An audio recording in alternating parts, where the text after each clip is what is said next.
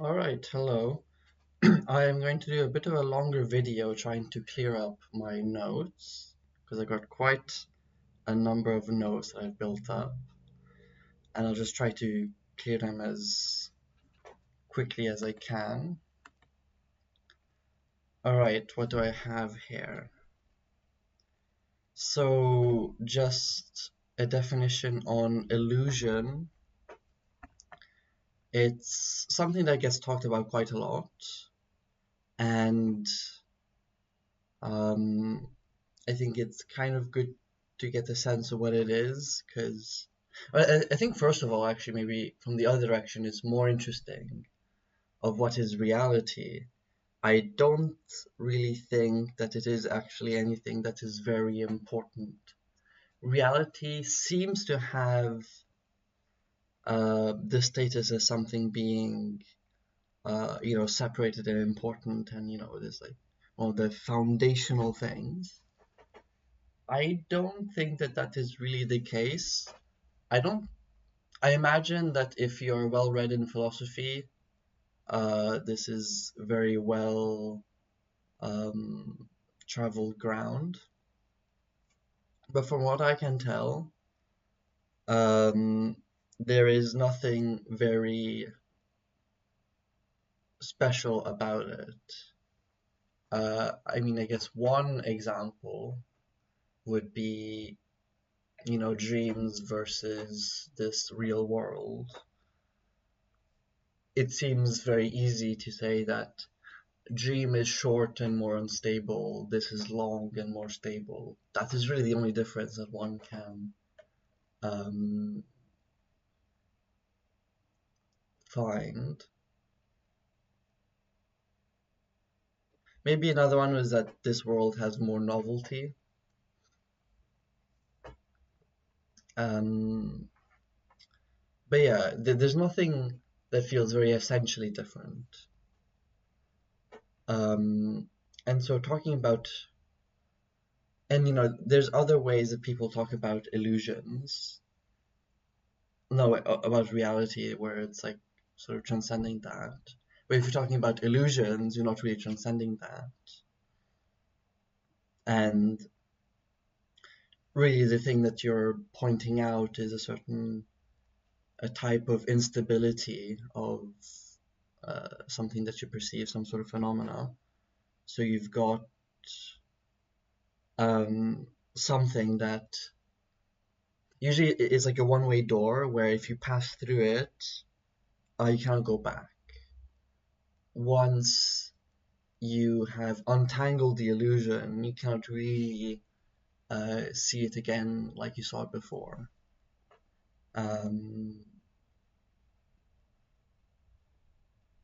Now, I think there's maybe some interesting counterexamples of things where you find maybe it would be good to look into this, but there's this sort of meme or joke that's like, I cannot unsee this, um, which it's like a niche thing, not very important, but it might be interesting to look into.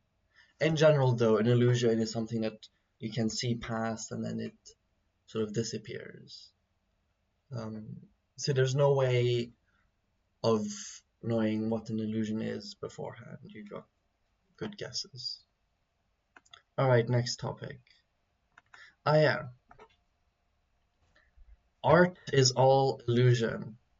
This is kind of obvious, but yeah, you have, say, Game of Thrones giving you the illusion of actually, like, there actually exists this world with these characters that have these intentions, these emotions.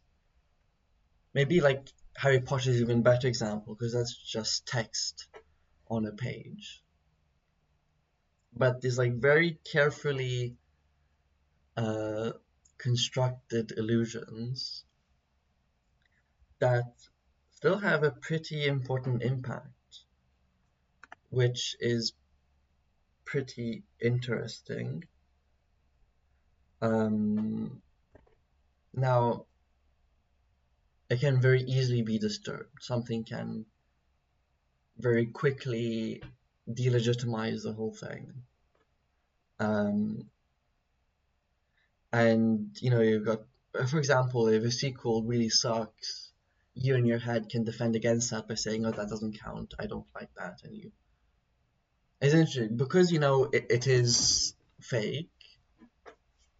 You know that you can just rewrite it, which is an interesting uh, thing that you can't really do in the real world and with real stories. Um, all right, the next point. What did I mean with this one? Good-hearted but no commitment. So,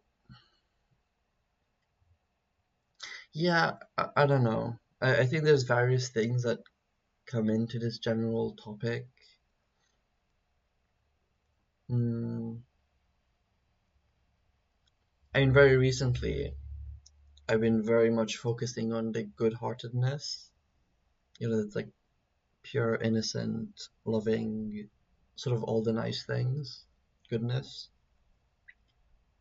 And that is very important. Commitment is also very important as well. I think this is something that is very much in the male archetype that is very handy, very nice. The sort of like no nonsense thing of, we have to do it now. Like there's like no question about it. This is what is asked and this is what you have to do. Like the dad will come in and I have to do something. The kid will be like, "Oh, I don't want to," but no, you have to because it's important.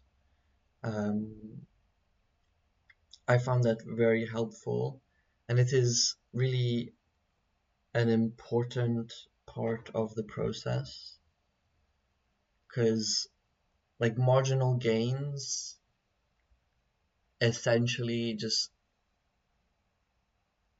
you don't have the breakthrough. You don't have uh, a sort of big um, step up because there are these changes that are like small inflection points which really do feel like they have a lot of impact. I mean, in my experience in my life, I think I've really had pretty, I would consider pretty minimal changes. Now they're consistent, so even a minimal change that is consistent can feel pretty different and can have like different outcomes. But overall, the dynamics are kind of the same. Um, and I've been lucky enough to have had some moments of commitment. I don't think I've really had much. I think part of that was that my reason for looking into the process, spirituality, and all that stuff, was just because there was a dissatisfaction, and I didn't really have anywhere else to go. I sort of tried some other stuff, and it didn't quite work, and there wasn't really anyone with very good answers. People that were happy, that were doing well, they don't know how they did it. They're not very, I say, in charge or just understanding of how they got to where they are. Spirituality was kind of the only place that seemed to have a good idea of what it was doing. So I just listen to what they say, and you get some feedback where you say, "Oh yeah, that makes sense. I can see that in my experience." But it's kind of amateurish. It's kind of like playing with toys. And when it came to important moments, I would always back off. I would always play it safe. And this is kind of the consequence of,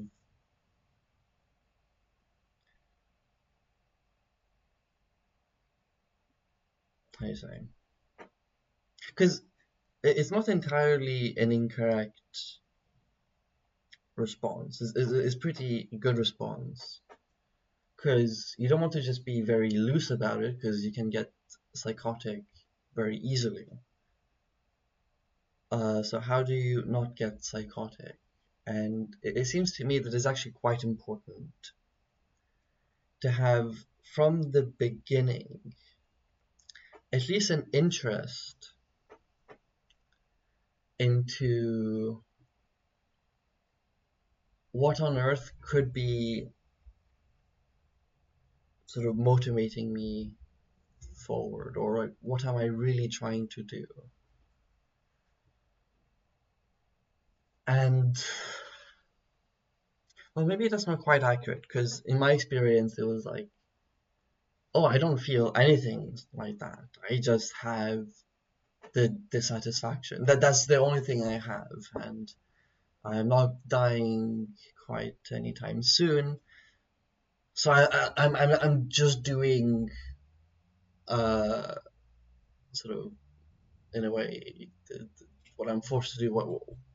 Like, I wouldn't be doing anything else, even though I understand that um it's not going to work.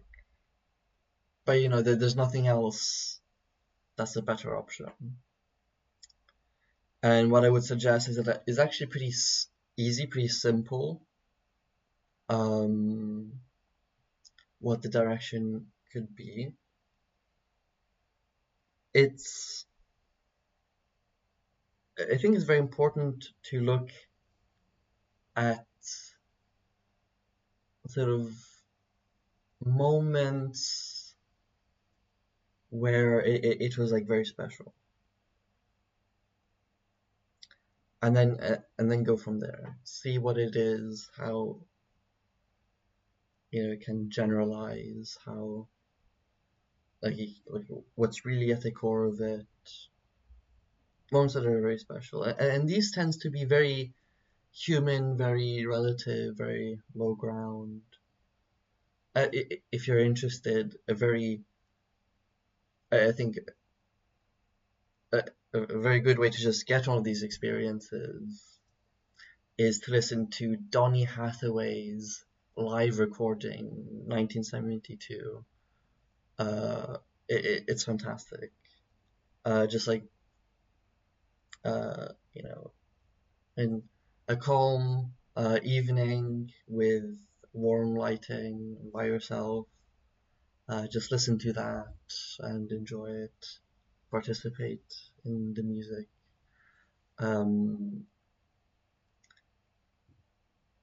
for me, something that has been similar is, so a lot of it is going to be through art. It is like a very consistent way of doing this. Another way is like with friends and people that you know well, but you might not have that, or it might be like, it's like halfway good, but it's a halfway a bit uncertain. You don't have enough purity for it. For me, I guess another thing that's very helpful is that I have a good relationship with my parents, and especially my mom, and that's also very helpful. That's probably even better. Um, and so yeah, just look at that, and everything else, all the other advice and things that spiritual teachers talk about is also helpful and part of the picture. So it's not very not as straightforward as that, but I think it's very important to have that earnest seed. And I think with spiritual teachers is a bit unhelpful, because these are, I would imagine, very, so it is like a niche group of people that are very interested in God and in reality. I found myself not interested in that. Um, yeah, but in like these special things, that's something I'm much more interested in. And it's weird because the spiritual teachers, they get to the same point because, what they find, uh, what mysterious thing they find, they recognize as this is all I ever wanted. But it's interesting that in the way that they present it, it is kind of dry and abstract. And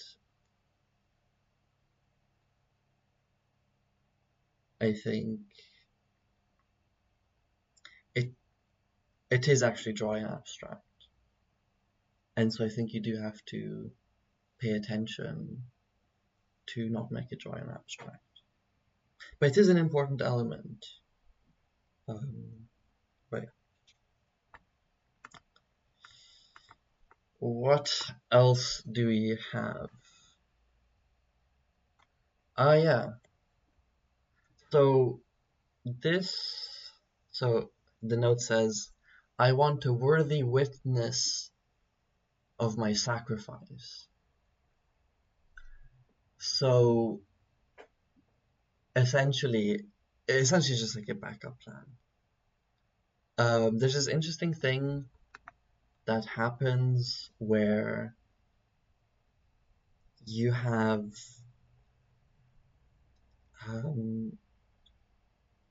you can sort of personalize God or like some other person that is listening to your thoughts or responding to your thoughts.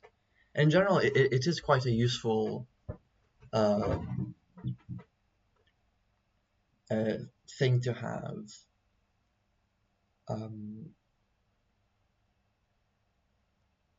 like quite intuitive and it works well.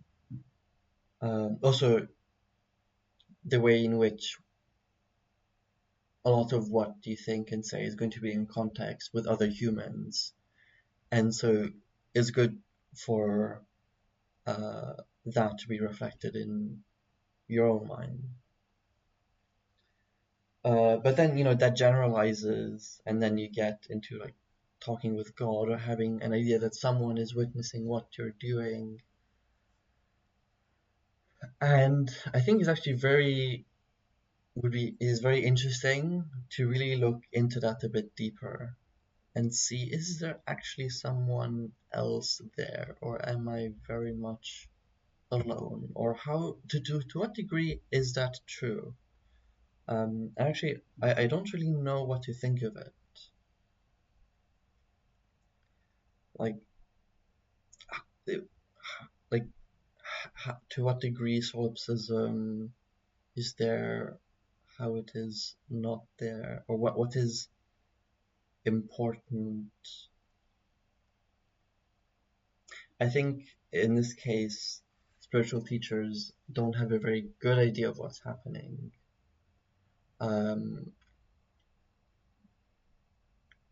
I think pretty terrible idea of what's happening.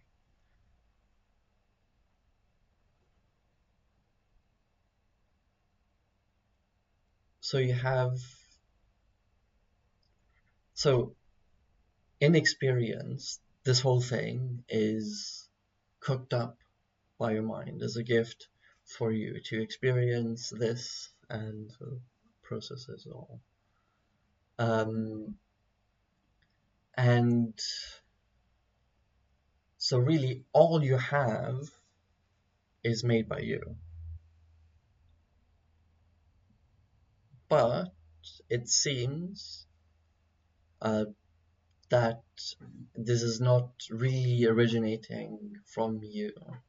There's also external information sources. And for example, there's other people and they've got their own thing going on.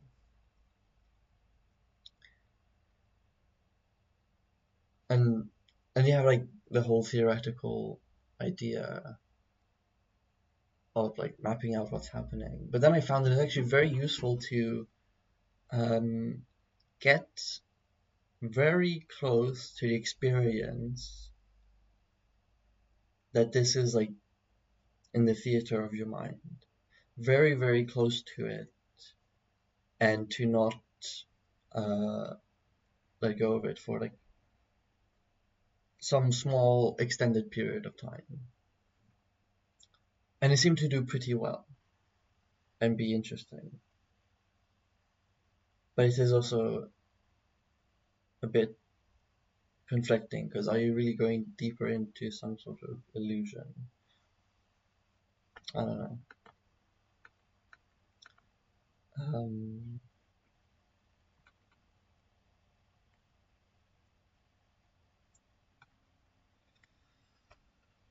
all right.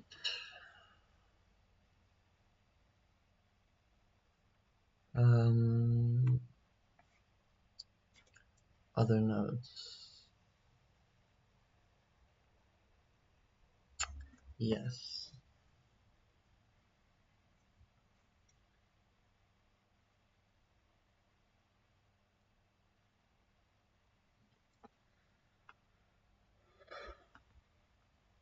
All right. Here is the note. Um, My precious heart covered and hidden in dirty rags as I survive in this world, trying to find its place. Um, yeah, this is very interesting. Um, it's very like surprising. Um, like this feeling has like very surprising language to it, because it feels very epic and heroic and dramatic. Um, but yeah, I do feel this is probably the experience of most people. So, and this relates back to what I said before of the goodness. Um, and like going to that source. So there's these moments where we are able to sort of be a bit more open and be a bit more intimate.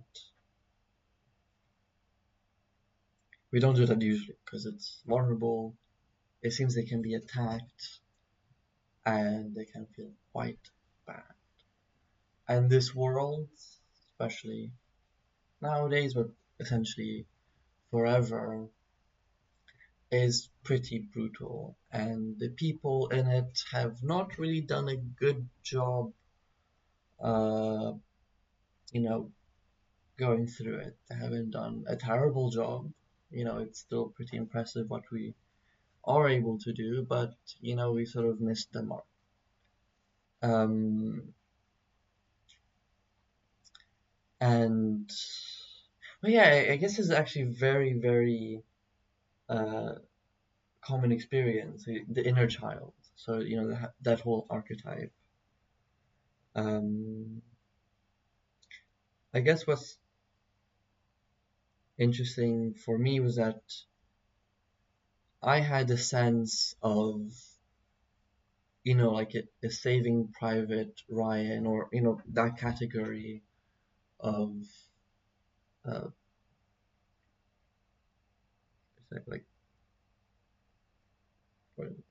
um, that type of dynamic where I'm sort of Saving Private Ryan-ing my inner child, where I'm trying to get to the place where you know it'll be safe and it'll be all right. Um, I think I've been lucky to uh, be observant enough that I'm like, okay, what's happening here? Okay, it's not very good. This is like, in a way, it was also like, this is not what was promised. this is not really how it's meant to be. We will sort of hibernate for a bit, and this exoskeleton, so maybe the ego or something like that, comes around it, tries to manage things, uh, sort of like Wall-E or something like that. Um, and when it finds the right, or like a tumbleweed, it dries up, goes into a ball, it tumbles until it finds a puddle, and then it can grow again. And yeah, I had a sort of heroic sense about it. And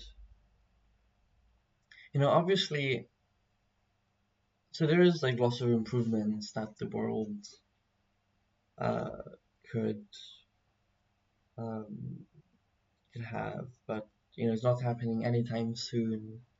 Plenty of people think the same thing as me in that respect.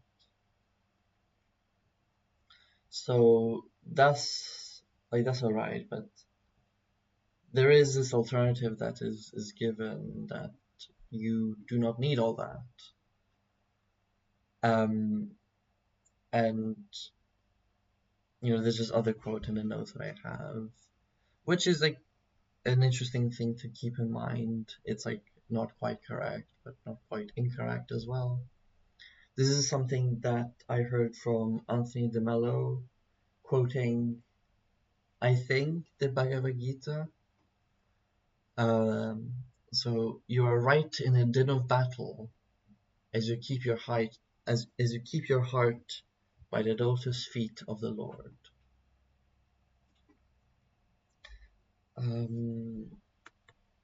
I think another thing here that was interesting, another thing that I heard from Anthony de Mello, he says there's nothing as clear-sighted as love, which is interesting because you have the sense that the inner child is a bit too innocent for this world. It cannot quite work.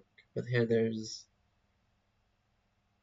a promise that it doesn't really have to be like that. All right, to the next note.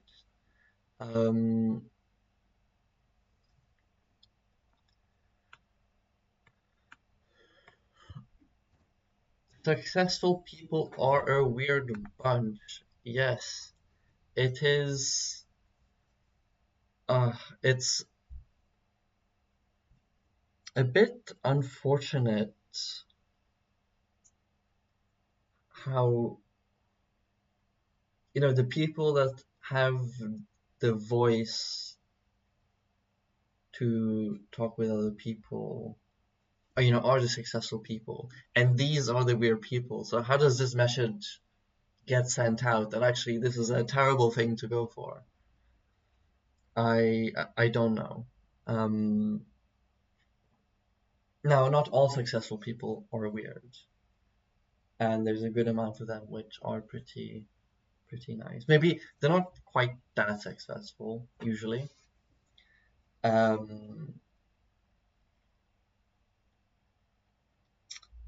So yeah, in what way are they weird? And is like success thing weird? And there's plenty of ways to look at it. Like why success is not a very important thing to go for. Well, I guess one thing is that people are dissatisfied, so they're going to have to try something, and they don't really get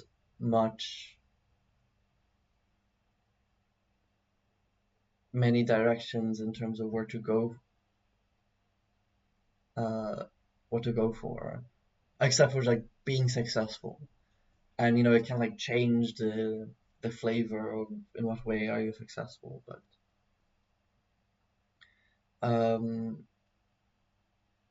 I guess there's one thing that is missing is like stories and people's lives and inspirations. Um, and again, it's difficult because the people that do well and have a nice time don't tend to be either very vocal or have much of a clue of what's going on. They sort of give you the conclusion, and it's like a half-baked conclusion, and then they retroactively find some vague argument that seems to kind of work, but it only works because they already know what the conclusion should be, because they already sort of have it resolved, and it's not going to be at all useful for anyone else. But I think he's like, oh, I mean, that's pretty good. No, it is actually by default. You should expect that giving good advice is terribly, terribly difficult. Um, there's some domains in which it is not as difficult. Science, for example, is very good for this. It is the reason why science has been able to build for so long and be so strong. It is something that you can very easily share. I say very easily. It's of course you need experts and people that try very hard, but it's very consistent. But for these internal things, like people have solved a bunch of issues, but even people that try very hard and people that have very good access to the teachings and any sort of help don't make much progress at all. Many people are not very lucky. Um, but the story can be nice because there it can be much more close to reality. You don't have to be clever enough to figure out what is the correct way to think about it, to generalize it, to break it down. You just have to tell the story. And it's just something that does, uh, you know, uh, affect people just very naturally. Um, and yeah, the stories haven't quite been. Well, I guess there's plenty of good stories, but they just don't pop up very, very much. So yeah, what people end up going for is a success, but the people that are actually successful, they are weird people. That they have all sorts of cognitive dissonances, like being very dishonest with themselves, being like one thing is that it's like all or nothing, and they have to get this like this in this way. You know, goals and stuff is important, and the results are very important. Sort of very hollow in a way. Um, yeah, I think most people do understand. Yeah, I mean, so there's probably okay. So I'm not very well read, well researched in this question. I was just very impressed recently after like a, an accumulation of insights. It just dawned on me as like, oh wow, I had an understanding celebrities are weird, but the people, my professors, they're not going to be very weird. But in a way, they are. Now in math is a bit different because you just like are very clever, and then you don't have to do much else, like work hard and be clever. But there's not. It's pretty straightforward. But yeah, I think in general the successful people are just very weird, and maybe I should have just left it at that, and then you on your own if you're interested, can have that inquiry, that question. It's like, are they weird? And then like you notice here and there whether they are or not. I suggest that they are pretty weird. And like if you look at, okay, moments where decide not to do something, decide to delay something, and you really look at why did I do that, and what would be required in order for me to actually go for it and like consistently go for it, other than like the try harder thing, because like it doesn't really mean anything to try harder, or like it can. I would forget about that mostly. You try harder once, if it doesn't work, you have to look for something else. Um, in my case, I don't even really try it one. Well, I do try it once, but in general, I don't like it very much because I don't like to do it for extended period of time, and most people don't. Um, so look, so there's these key moments, not very like there's many of them, but there's these moments where you decide not to go through, and you're like, what would be required for me to actually go through? And it's like, oh my god, like there's a lot that's against going against me actually doing this thing. There's also resistances. It sucks. I don't like it. It's uh even when you do it, it's not really that great. You have some satisfaction that is quite nice, or you feel good about yourself, but it doesn't really do enough. um I mean, that's my experience, at least. Okay, these successful people. Wait, then looking at like the very sort of harmonious people, and and they do work hard and they do good work. How do they do it? And it's like, oh my god, it's like very effortless and it makes sense, and it's like very maybe you can get the intuition by looking at. I think Anthony DeMello is quite good to see how he's doing things. Dr. K is a bit more of an intermediary step, but there's more of him, and this is also what he talks about. And you see that, okay, there's quite a lot of things that can go into it, and you see, okay, what are the successful people doing? They're like, okay, I'm being a bit mean, but they're sort of brain dead in this very specific place. They can be very brilliant, very successful in doing the work, but in what's around it and what's making them do the work, to me is like surprising how weak it was, but the conviction to still do it is very much present. um so maybe that's like a specific detail you can look for, which is that in the key moments of what makes them do something, how um sort of well founded it is it, and it's like terribly horribly founded.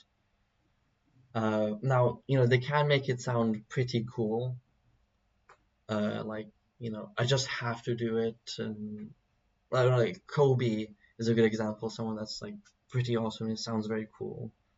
I think Kobe is actually, he's weird.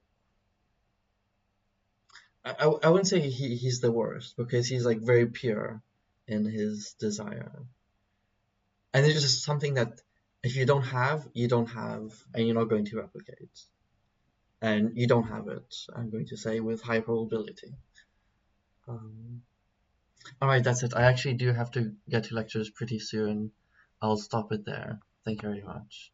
Bye bye, take care.